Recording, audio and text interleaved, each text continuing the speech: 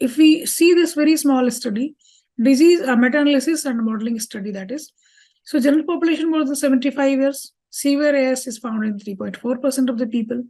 Now, out of them, 75% are symptomatic and rest are asymptomatic.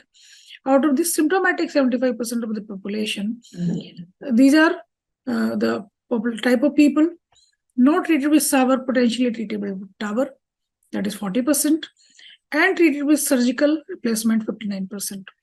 Now, the people who are treatable with TAVR, they are treated with TAVR are only 40%, and not treated with TAVR for whatever reason is remaining with the people, they go for the medical management.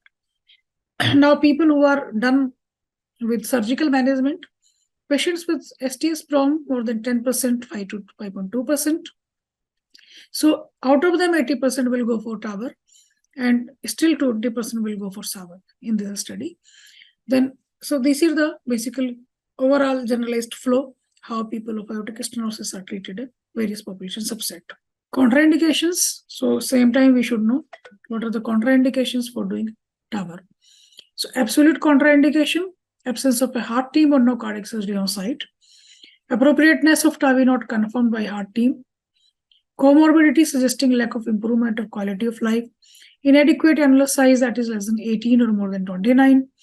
Active endocarditis, symmetric valve calcification, short distance between annulus and coronary ostium, and plaques with mobile thrombi in the ascending aorta. Relative contraindication, inadequate vascular access for transfemoral subclavian approach, bicuspid valve, which is, however, has changed now, hemodynamic instability, and severe aortic dysfunction.